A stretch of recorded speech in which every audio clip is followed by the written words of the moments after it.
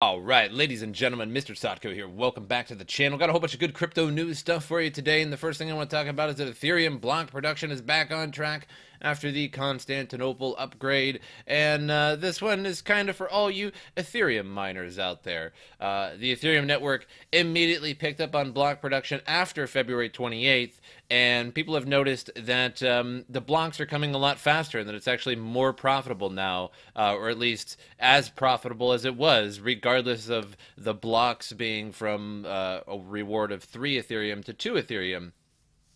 And while the difficulty has lowered a little bit, or rather the hash rate has lowered a little bit, it's really not enough to justify the fact that people are still making the same amount or more.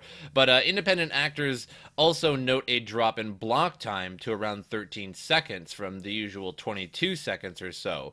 So the difficulty bomb is not in place just yet. So in the past years, the Ethereum team had expectations of achieving a proof of stake network earlier. However, mining was preserved as a partial solution for the network, and the decreased difficulty, however, may not cause a longer-term mining bonanza, since the Constantinople hard fork has lowered the rewards to 2 Ethereum per block, down from 3. So with the with the reduced incentive, mining picked up only slightly to above 151 terahash. A recent unofficial poll on Twitter shows mixed attitudes. Do you still believe in Ethereum, or were you a miner, and would you what would make you more inclined to use or support Ethereum? From Voscoin, who apparently thinks that Ethereum is dead. The Ethereum network still handles around 529,000 transactions in 24 hours, according to Blocktivity data. In a relatively rare pattern, Bitcoin carries more transactions, above 674,000 in 24 hours. Previously, Ethereum's network was more active, one due to movements of tokens, but after the drop in initial coin offering activity, the relatively low distributed app or DApp usage, the number of transactions has declined. Ethereum market prices are also stagnating, hovering around 137 after the most recently rally failed to take the asset near the $200 range. So it's interesting that after the Constantinople upgrade, we're finding blocks much faster. So, you know, hash rate is all over the place, and I suspect that what initially happened was that people were sort of getting away from it. The negative news of 3 Ethereum per block per reward, if you will, per block, down to 2, I think chased a lot of people away to different algorithms. And another interesting thing to note is that X16R has increased in overall hash rate quite significantly, with, I think there are Raven ASICs now. We're not really sure. I did see the difficulty chart of it, and it's just through the roof, which is kind of weird. So that might be partially to ASICs. That could be partially to people just saying, screw Ethereum, if I'm only going to get 2 per reward, which is, you know, a significant decrease. Not quite as much as the halvening of other coins such as Bitcoin or Vertcoin or Litecoin, but still pretty significant, as profits were really already low. It's sort of a bad time, honestly, to reduce the block reward, but I suppose might as well be now, I guess. And it didn't really raise the price, so the rarity factor of mining it did not really have an effect on the price, and that's because there's just so much Ethereum out there already. It's so late in the game, there's so much Ethereum out there already, and again, the blocks are 13 seconds a pop, so it just comes very, very quickly. So there's really no decrease in rarity, at least not yet, especially considering ICOs aren't accepting a ton of Ethereum these days and not really taking it from the market. So there's not much of an effect on the price, but rather just effect on block time production. And so people have found that you know, they're making more money, or they're making the same in terms of mining.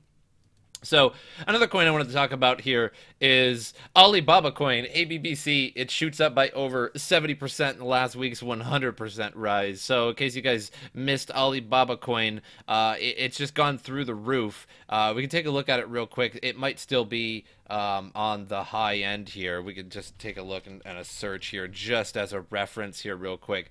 You can see it just was massively pumping, and why? That's the question. So Alibaba coin once again saw a massive price shooting up by over 70%. A similar movement recorded by Alibaba coin a week ago, when the coin pumped by over 100%. The coin was in fact trading at a mere 6.2 cents at the beginning of February. It began to surge its 2 cycles over February, with the 2 prices recorded on February 18th and 22nd. And then the price had dropped to just about 62 cents. And so it rose all the way up to 62 cents. Now it's back down to 48 cents. But the question is sort of why, despite a suspected pump and dump, the coin's price and market cap did not immediately plummet, remaining steady. In fact, the coin breached 175 million mark in less than 24 hours. So despite the periodic surges, the crypto community does not place a great deal of trust at Alibaba coin. And you know what? I never really trusted their actual service anyway. Everything always looked really shady, and you're like, am I going to get the product that I'm actually buying, or am I just going to get some kind of inferior product? And the result is usually some kind of inferior product. A roadmap of the Dubai-based ABBC Foundation predicted the coin's price in 2019 to reach $150 by the second quarter of the year, i.e. a 24,000% rise. The roadmap also pegged the market cap at 140 billion by the fourth quarter, much greater than the current market cap of, well, the entire market. So that's the ABBC Foundation, the Alibaba coin producers, predicted their own coin price to $150. So some of the responses to it, so I've been in crypto scene about 18 months now, and this is honestly the most stupid thing I've ever seen at that time. How is this how does this have 150 market cap? I like to ignore the curse words because of YouTube demonetization. Thank YouTube. People really are so retarded. It is truly amazing. I wonder if that's going to get demonetized too. Is that not a PC word anymore? I don't know. Either way, I kind of agree with that. And then I didn't even know it was legal to say things like this in terms of like talking about the legality of the perceived market cap of the coin. And well, I'm not much of a professional business, SEC securities type guy, but yeah, isn't that kind of illegal saying that like, hey, our coin's going to be $150 by this time? And of course investors are going to pile into it, right? Because if you say that, then that's what investors expect, but then it's going to be $150 or at least somewhere near there. You can't do that. I don't think that's how that works. And then, so another Redditor summed up the ABBC experience, stating August 2018 reaches $50, March 2019 ABC reaches 36 cents. They appear to be slightly off their roadmap. So yeah, what is the point of this coin anyway? And is it even legal? Like what they're doing? That's a total security. There's no doubt about that. And I guess, it's only a few countries really care about securities laws necessarily. I don't know if Dubai is one of them, but just saying that your coin is going to reach a very specific price is very weird. And that's kind of why a lot of investors are angry at Elon Musk. I was actually going to read an Elon Musk article today that basically states that Elon Musk may be removed as the CEO of Tesla because the SEC hates him. Because he did some things that honestly seemed a little mundane. It seemed very benign what he posted. He showed a big car lot of Teslas and how much they're going to produce this year and sell. And apparently that's against the SEC's rules, I guess. Like I said, it seemed very, very benign. What he did, but now the SEC is all over them and want to fine him, and of course going on Joe Rogan and smoking pot on the show as if anybody would care about that, but apparently it just caused an absolute uproar. He only hit it once, and he clearly didn't inhale. I guess he's kind of like Bill Clinton in that case. So there's just so much. He tweets so much and he says so many things that basically his investors, his fellow executives just can't stand. And I feel like this would be one of them. Like this would be like definitely a case where your company's just like, oh yeah, it's gonna be $150. Oh yeah, no, yeah, totally, it's gonna be $150. Like way before, like when you made it, basically. I just feel like that's extremely misleading. And if it doesn't go to $150 or at least somewhere near there, then is that not misleading that you bought into it because the ABBC Foundation said that it was going to be? Anyway, moving on. So Litecoin extends a rally above $57 to beat EOS on the market cap. Continues to rise, displacing EOS once again to reclaim the number 4 spot on coin market cap. Litecoin traded around $57.30 volumes over 2.2 billion. So Litecoin peaked at $59 on March 7th, managed to keep the price levels despite expectations of a correction. The price settled around 0.014 BTC as the asset gains ground on the leading crypto coin. So I think Litecoin was definitely one of the coins that was most oversold during the bear market. And now I say that as if that's the past and we're not still in a bear market. I would like to argue that we're in a stagnant market, but either way you want to put it. And because Litecoin went from, actually we could check here. Litecoin went from hundreds of dollars. It was like 300 and it was nearly $400, something like that at the all-time high, and went down to like $25, $22.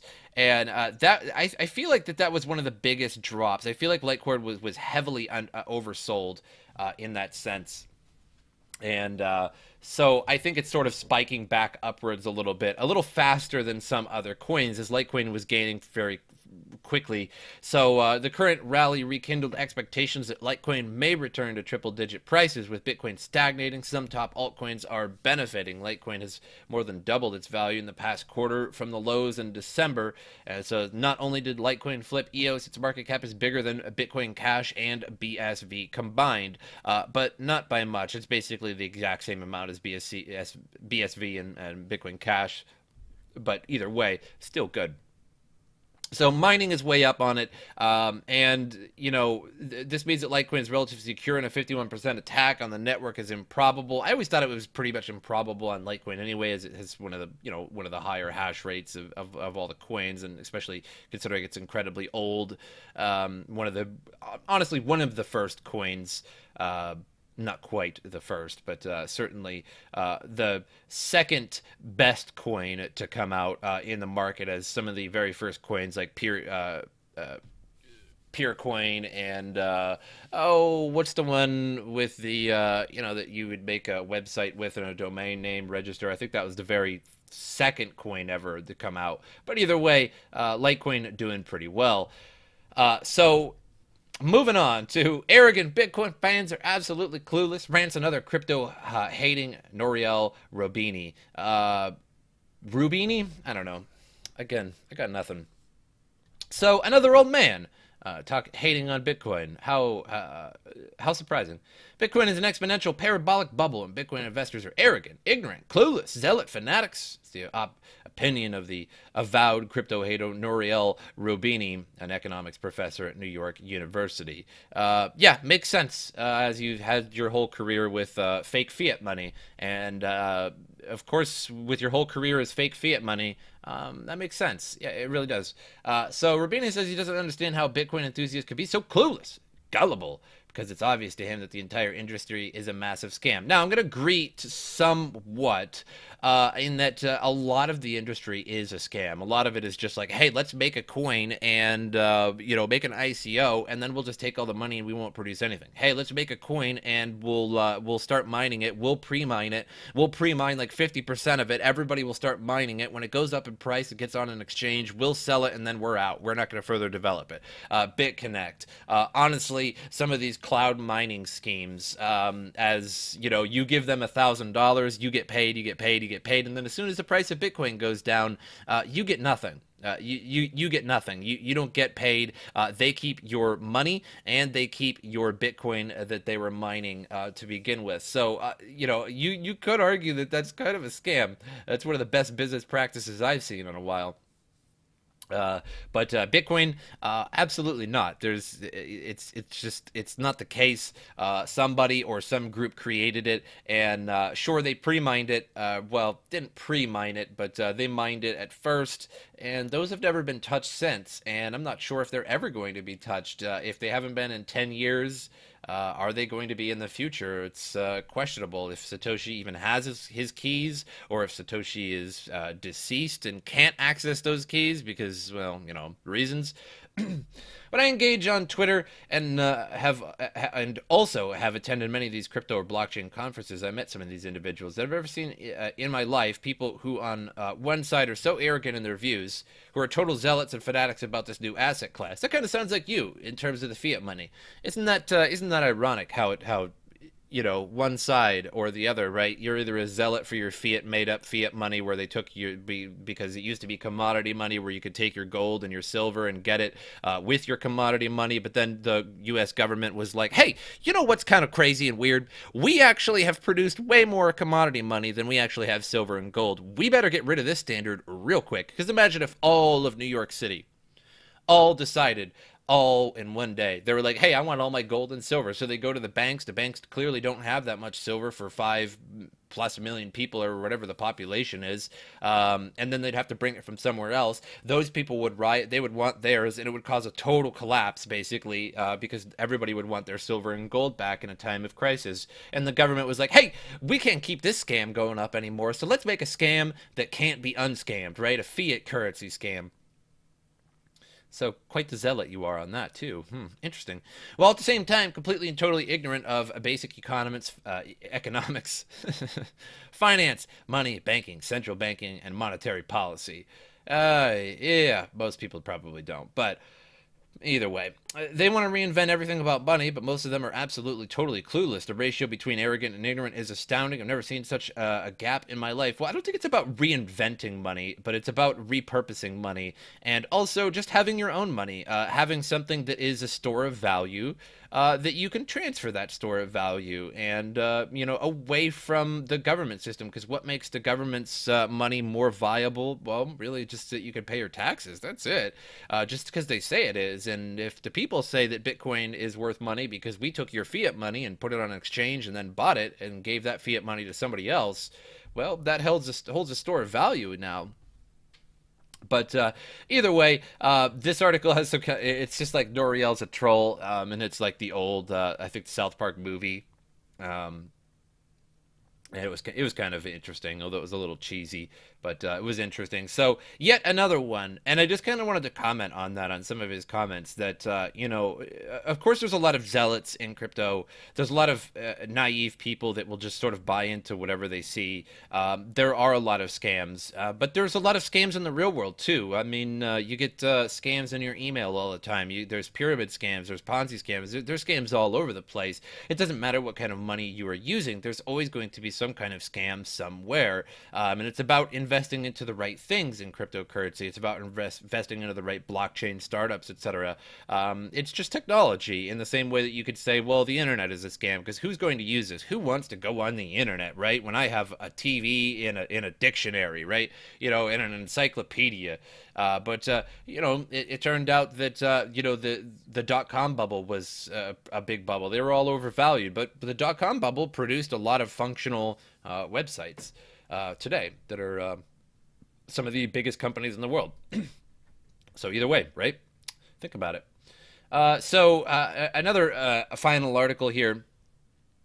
It's quite interesting. Another fake Toshi craziness from fake Toshi here. Craig Wright threatens to make Monero and Zcash traceable. I don't know why they put Dario Nakamoto in here.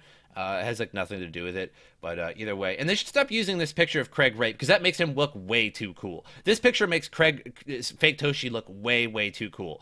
All right, I'm tired of seeing it. I want a picture of me with a bunch of random algorithms and quadratic equations and such, you know, just smiling behind a glass screen. I want a picture of me like that, because that picture looks way too cool for fake Toshi. Okay, put something that is embarrassing on there. Okay, so get rid of this. So whoever made this article, just go ahead and take this out and put a worse picture of Craig Wright on there, please. Bitcoin SV proponent Craig Wright has recently made some controversial comments about privacy coins such as Monero and Zcash. He claimed that he is a technology that would make transactions on privacy coins traceable. Doubt it. He says yes in his Twitter. So I haven't been able to actually follow Professor Faustus on Twitter in a long time, because I am one of those lucky few who are banned from Dr. Craig Wright's Twitter. So you aren't special. And let me just tell you, let me just stop this article in its tracks real quick. Let me just tell you guys, you aren't special. You aren't into cryptocurrency, and you're not a cryptocurrency celebrity until you have been banned by Dr. Craig S. Wright. Okay, so go on Dr. Craig S. Wright's Twitter today. Like after whoa, slow down. Don't click the X button. Don't click the X button. Whoa, hey, whoa, slow down.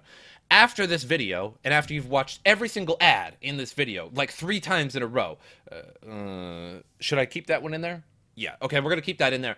After you've watched this video, go to Dr. Craig S. Wright's Twitter and just start fudding on him, and then get banned by him, and then you're somebody. So, hashtag be somebody.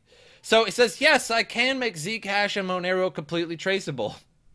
It means that to start monitoring it all and attributing. Why? And responsible disclosure is not those teams. What? Have a nice life. What does that even mean? That's so broken anyway. And why would you exactly? I don't understand.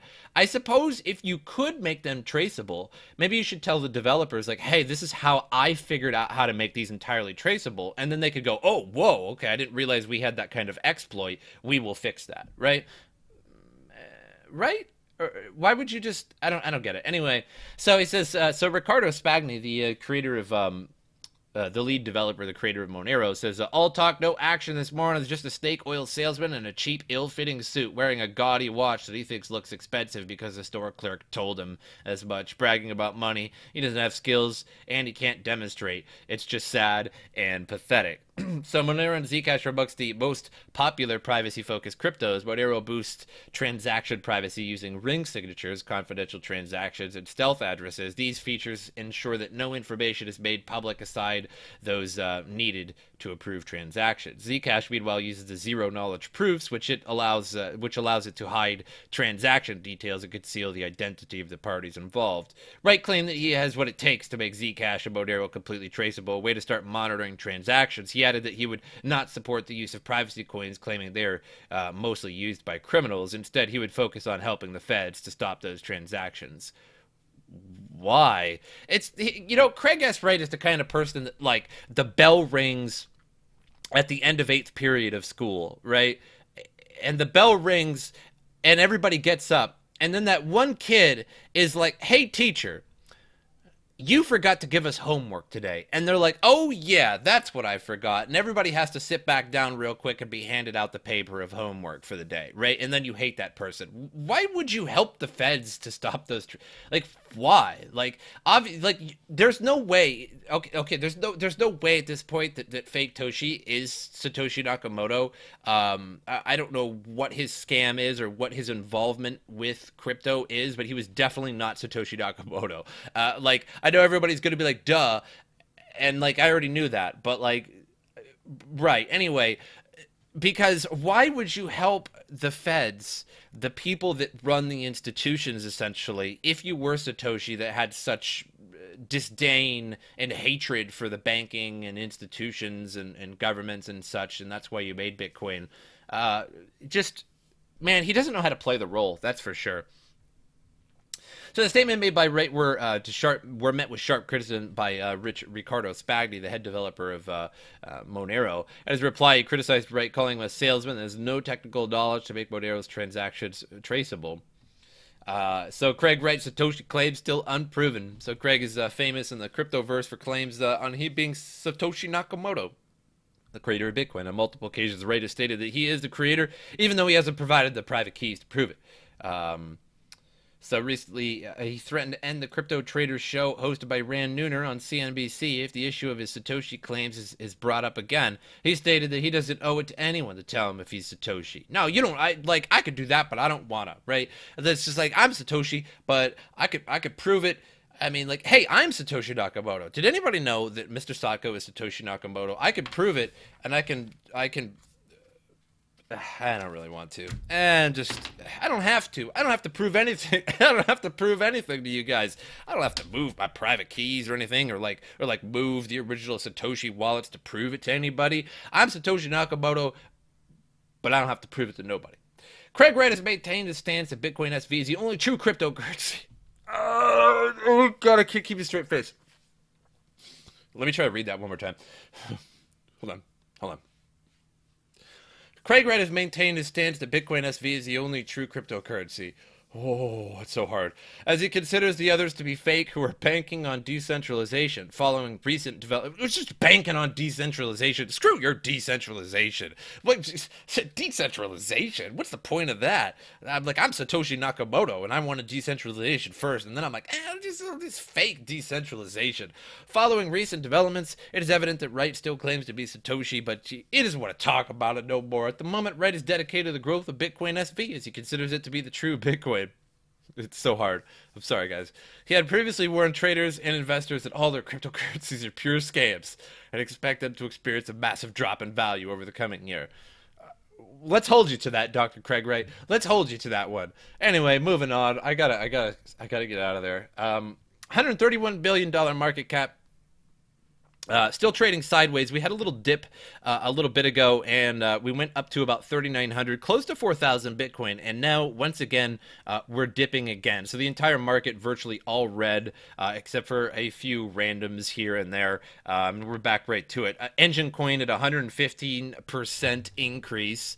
Why? Who knows? Probably because of the Samsung S10 wallet deal. So anybody holding on to Engine Coin is absolutely digging that. So we were at like 3 cents and now we're up to 21 cents. So like 7 times the value of whatever you've put into it at the moment. However, I would urge you probably not to put any money into it now because that pump is going to end real quick. And you'll end up being stuck with 22-cent Engine Coin that basically never even really reached that price to begin with. The bull market, again, I believe was fairly fake in 2017. It was based off a lot of Ponzi schemes, ICOs, and get rich quick, and then it sort of regulated. So honestly, it's really never been, it's really honestly almost never been 21 cents in its entire history, except for this little tiny bit right here. So if you buy in now, you are going to lose some money probably. I would love to eat my words on that and have somebody buy into it and be like, I went to the moon with it and I made $1 million. Screw you, Sotko. And I'll be like, good job for you. However, we've all seen these pump and dumps in the past, and likely it's not going to last too long. But that's all I have for you guys today. Make sure you subscribe to the channel, like the video. It helps me out a lot. My social media down in the description below. And I thank whoever that anonymous donator of, I think it was like $3 in Litecoin that just showed up. Thank you. You know who you are. I appreciate it. So can't call you out, but thank you. And that's all I got for you guys today. Hope you guys enjoyed it, and as usual, I will see you guys next time.